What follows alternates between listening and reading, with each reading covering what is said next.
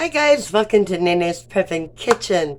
I'm so glad that you're joining today, and because I have something I'm going to be making which I'm pretty excited about making, and that is some whole wheat crackers with a shelf life, from what I hear, of up to 5 years if stored correctly. So this might be something good that we can put on our pantry shelf, and it looks like it's going to be pretty easy. I got the recipe from Uncle Al, and so I'm going to give it a shot here and do my best. And so, but for all you newcomers, thank you so much for coming and watching my videos, and all you others who keep coming back and returning. I really do appreciate it. So anyway, without further ado, let's get to making these crackers. Okay, that should work, I do believe. So I got me a bowl here, have me a rolling mat that I just picked up from the Dollar General. And back here I have, hopefully you can see it. Can you see my finger? Okay. I have the self-rising flour. Right here I have some gold medal wheat flour, whole wheat flour, sugar, instant dry milk, some sugar and water, and that's about all you need. And then I am going to try to put a glaze on it, but let's get started with making the crackers first. And we're going to start out with 1 2/3, which I already pre-measured for time's sake, 1 2/3 cup of self-rising flour. Then into that we're going to add 1 1/3 cup of whole wheat flour. Into that I have 1/4 cup of sugar. And then I have here 3 tablespoons of powdered milk. So we got that all put in there. And I'm just going to combine it all. Get it all incorporated together. Now, in Uncle Al's recipe, it said to use 0.92 or 220 mLs of water. So I've measured it out the best I can to 0.92, which is almost a cup of water. So I'm just going to get that water put into that dough and get it mixed up together. And then we're going to form it into a loaf or a ball, whatever, and let it rest for 30 minutes. So I really hope that this recipe works out for me, because if it does, I will definitely be making more. I mean, I'm sure that you can put so many different seasonings maybe on top of it as well. So now this does seem dry. So I'm wondering, if altitude has anything to do with it.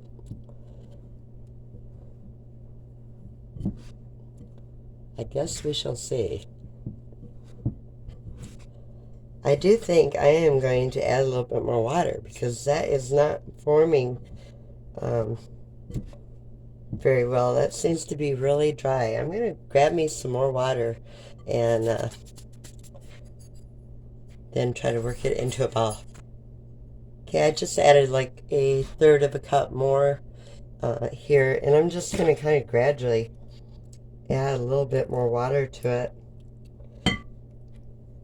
because that amount of water was way too dry to get into forming a ball. So we got to I may have to change the amount of water that I put in it, because I'm sure I wrote it down correctly. So let's just mix it up here and see what we come up with. So, any recipe, you have to make it your own, right? You have to make adjustments, and several different recipes that you make. So this may be one of them where had to make a little adjustment on perhaps the water. Yeah, it's still pretty dry there.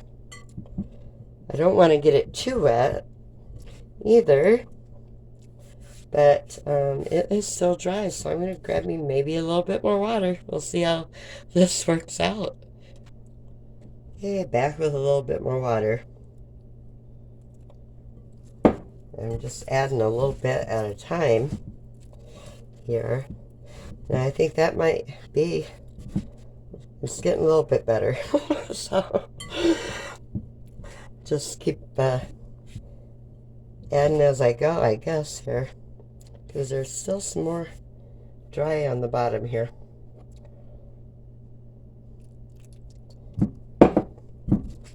Okay, we'll see how this works out.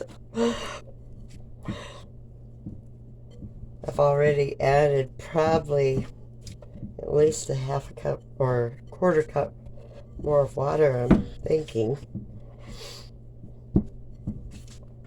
But we'll see how, see what happens. So I'm really hoping that it does like I want it to do. And then I can have some whole wheat crackers. Those sound really good. Boy, whole wheat has really gone up in price. I just bought that bag yesterday, and it was for something, I believe almost $5 for that flour. I couldn't hardly believe it. 5 pounds or, so if you haven't got any flour, whole wheat flour, and you want to have some, you might want to get it before it goes up any more price. So, but it is starting to form a little bit better here for me. I'm just working it, guys, just working it. It'll be due for a rest by the time I get done. If it's not, I will be, so. Almost got it, though. Okay. Yeah. I don't think I'm going to add any more water to that. And I'm just going to put it here on my mat and let it rest for a little bit. Okay, I have it on my mat here, and I'm going to let it rest for 30 minutes. It didn't say whether or not to cover it or not, so I think I will grab a piece of plastic or a kitchen towel or something and cover that.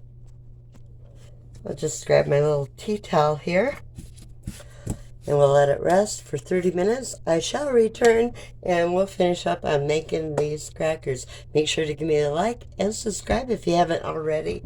And yeah, we'll see how these turn out. Stay tuned. I lost part of the clip, not a whole lot of it, but I've taken the dough and rolled it out to about 1/3 of an inch and taken my pastry cutter thing here and have made some squares into it so you didn't miss too much. Now I've got a fork here. I'm going to go along and just put some stabs in it. Like crackers have, right? They have those little holes on them. So I'll just go along and they don't have to be any certain direction or anything, Just put some pokes in them with your fork. So that's not too hard. Kind of fun, actually, You're just put little holes into it. You can make cute little designs if you had time. But I'm not going to put any special little designs in mine for you today. Probably because I don't have any. About that. You get what you get here. You get just plain old holes in your crackers.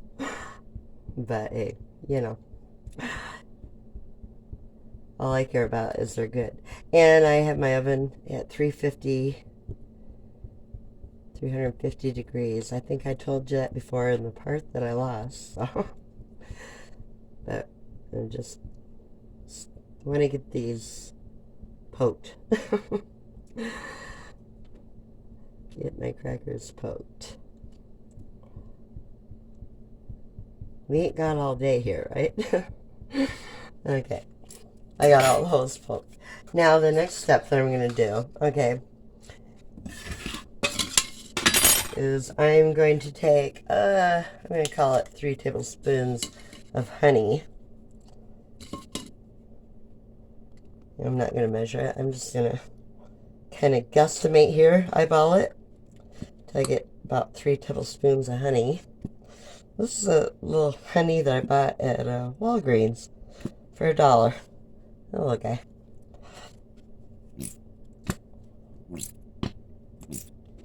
There we go.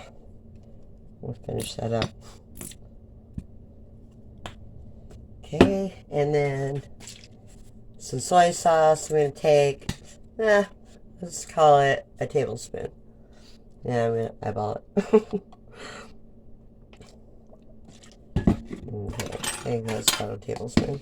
Let's see. And I'm just making a little glaze to go on it. Add a little bit more. A little bit of glaze to put on it before I throw them in the oven. Get that mixed up, and I'm just going to use my barbecue grill spreader. Yeah, you work with what you have. That's for sure. And I got some sesame seeds. I'm trying to figure out where I put them. Oh, I think I see them right now. I thought that would be good too. You know, but you can make these different ways, you know. I mean, you could probably do some with, I don't know, Parmesan, whatever you wanted, I would imagine. Put on these. Now, when you put the glaze on, they're not going to last as long. You're going to get probably about 3 or 2 years out of them, where if you didn't put anything on them, you're going to have about 5 years. So, you know, if you want them for long term, you may not want to put that on them. Here we go. Oh, that's not it either. I'm going to take a peek to see if I can find my sesame seeds real quick. I'll return. Okay, I guess I don't have any, so I'll put that on my list. I found, what can I say? Poppy seeds, but no sesame seeds, and I don't want to put poppy seeds on these. So, anyway, let's get to making these. I have me here a cookie sheet, and I should have put some parchment paper on it. I think I will. I think I'll put some parchment paper on it.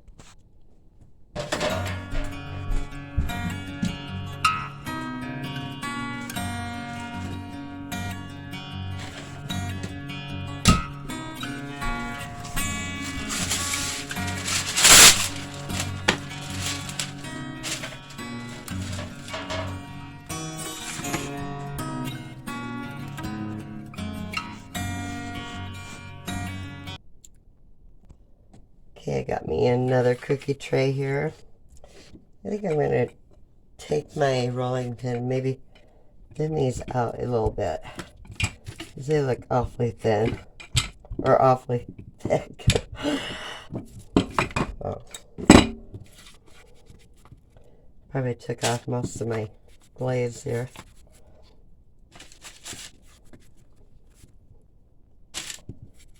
But I think with that honey and with the soy sauce, you know, they'd be pretty tasty. Should have like that salty and sweet taste, I'm thinking. I've never had them before, so we shall see. And I'm just going to take these odd shapes here and line those up on the tray too. Here's a couple without the glaze. Maybe I should take those and put them on there, see what they taste like without the glaze on, huh? poke some holes in them.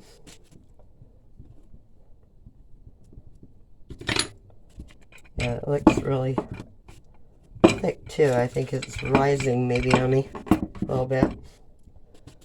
Let's see if I can find a spot here just to stick them. So I don't want to waste it. Okay, I'll re-poke them like that. And here's two more here too. I'll stick those there.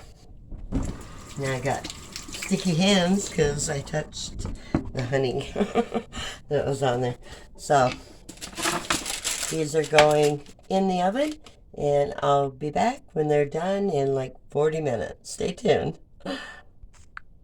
Hey, they are done. They've been in the oven, and I left them in the oven to cool for probably about 10 minutes before I actually pulled them out. That's just what the recipe said to do. I mean, take them off here. Here, let's see one. Now, to me, I think they're a little thicker maybe than what I'm going to go thinner with them the next time, I think. But, and hopefully the parchment paper don't stick to them. But there we have it. They're still warm.